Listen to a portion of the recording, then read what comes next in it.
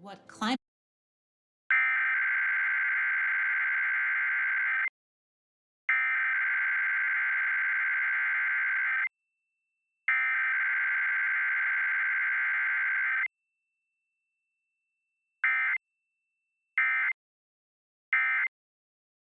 those trees, you're not only losing the biodiversity.